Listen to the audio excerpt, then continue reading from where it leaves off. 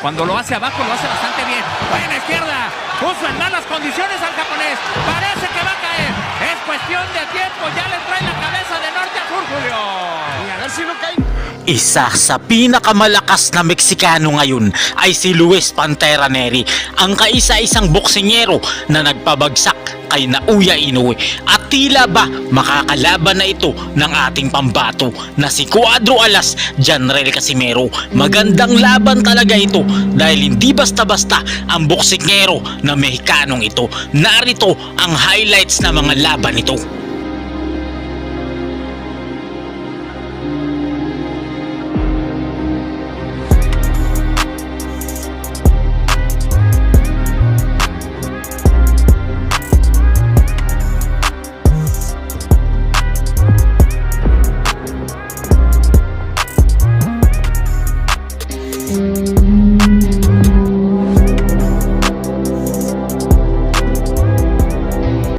Alam nyo ba na malapit nang maglaban si Janrel Casimero at Luis Pantera Neri, pero hindi mananalo ang Mexicanong kalaban kontra sa ating kababayan dahil lahat ng Mexicano na nakalaban ni Casimero ay kanyang pinabagsak gamit ang napakalakas na kamao, kaya knockout ang sasapitin ng Mexicanong kalaban.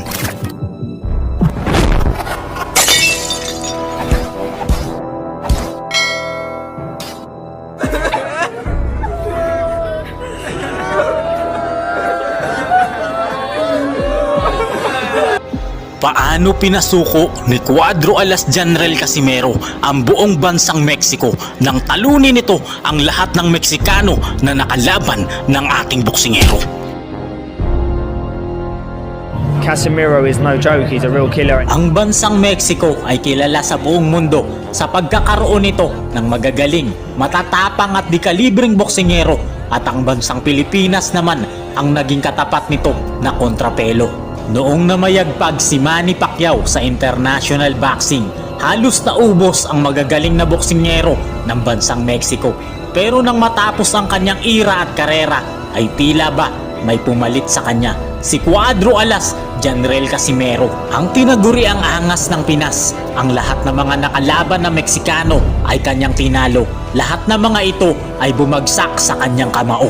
Araw ng Sabado, July 24, taong 2010, dumayo ang bagitong si Casimero sa bayan ng pinakamadadayang hurado sa Polideportivo Centenario Los Moches, Sinaula, Mexico, para harapin ang kanilang ipinagmamalaking pambato, ang rising star noon ng Mexico na si Ramon Garcia. Tinagurian siyang prinsipe ng Mexican boxing dahil sa napakagandang record nito na 12 panalo, 8 sa pamamagitan ng KO at 1 lang ang kanyang talo, habang undefeated naman na may 14 na panalo ang ating pambato. Winasak talaga ni Casimero ang Meksikanong ito na pinakaunang nakalaban niya sa kanyang pinakaunang pagdayo sa bansang Mexico.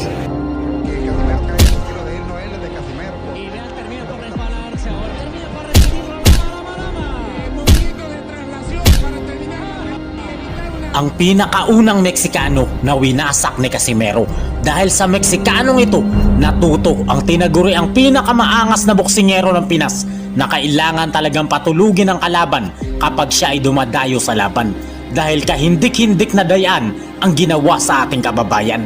Mula kay Pedro Guevara, isang undefeated na Meksikano, ang saging na nabuwal ng makatikim ng isang napakalakas na suntok galing kay Cuadro Alas Janrel Casimero.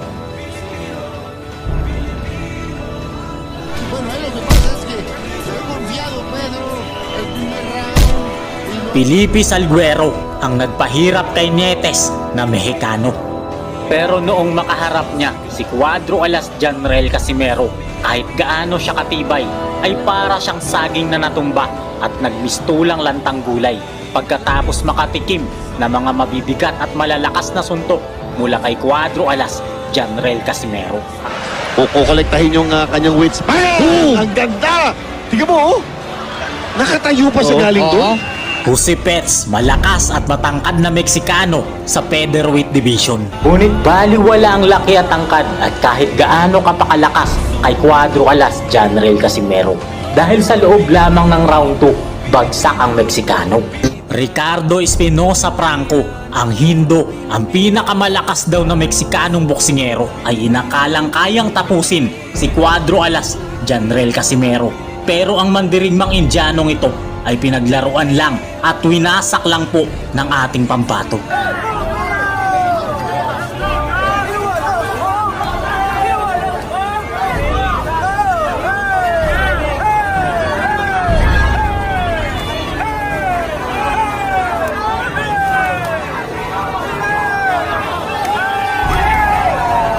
Cesar Ramirez, isang dekalibreng boksingero ng Mexico na nagpahirap kay Cuadro Alas, Janrel Casimero.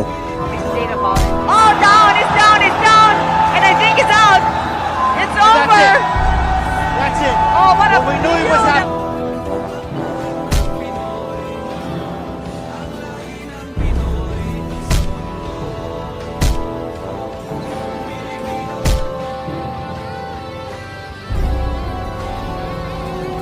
Lahat ng mga Mexikanong ito ay tinapos ni Casimero, pinabagsak gamit ang kanyang napakalakas na kamao.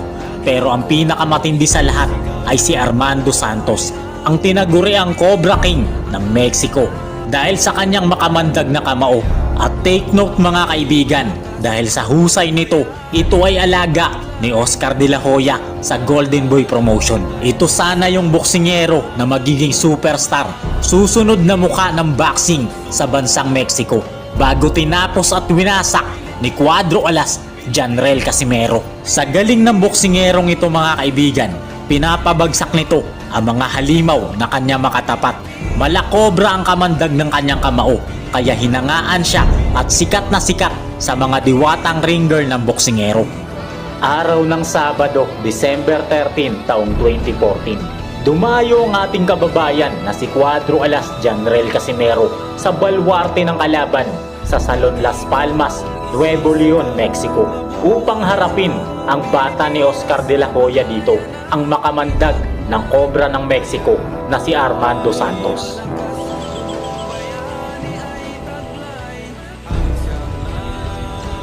Ang laban na ito ay ang main event ng torneo at si Oscar De La Hoya din ang promoter ng laban na ito. Underdog pa si Janrel Casimero dito at inakala talaga ng mga Mexicano na mananalo talaga ang kanilang pambato. Pero di nila alam, nagugulati ni Cuadro Alas, Janrel Casimero, si Oscar De La Hoya at ang lahat ng Mexicano na nanunood ng laban sa venue. Nagsimula na ang kanilang laban sa round 1 at kitang-kita ang lakas ni Janrel Casimero na na-overpower niya ang Cobra na boksingero ng mga Mexicano.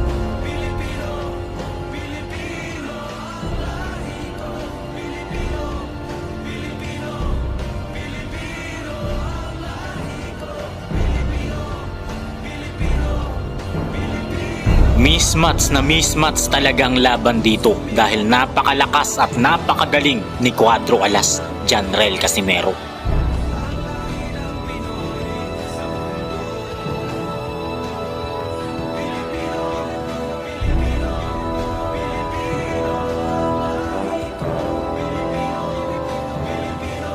Nakakasuntok naman ang Cobra ng Mexico, kaya lang paisa-isa lang ito.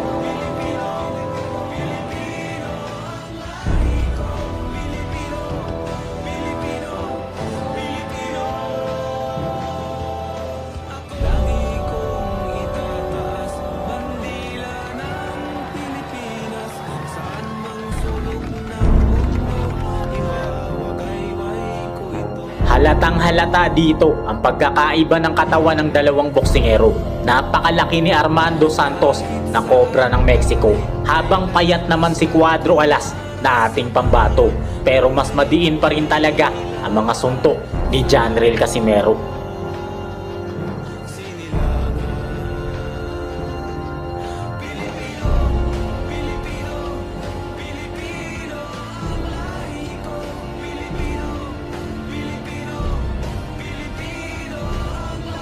One-sided ang laban at ito yung gustong-gusto ng mga Pilipino boxing fans, ang makita na mandarag at mangwasak si Cuadro Alas, Janrel Casimero gamit ang kanyang mga malalakas na kamao.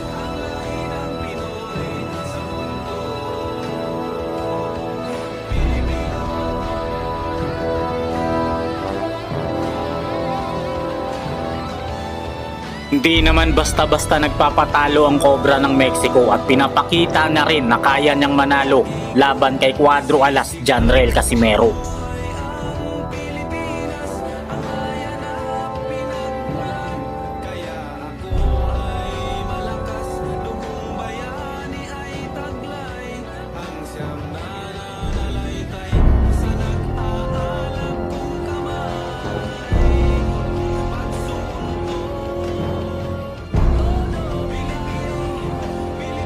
Sa pinakahuling segundo ng round 1, isang napakabilis at napakalakas na counter left hook ang pinakawala ni Casimero.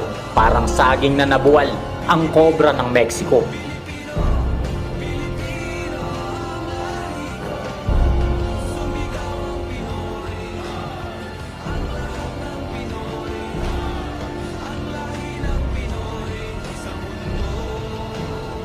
Binilangan ito ng referee at nakatayo pa, pero halatang halata na hilong-hilo na siya.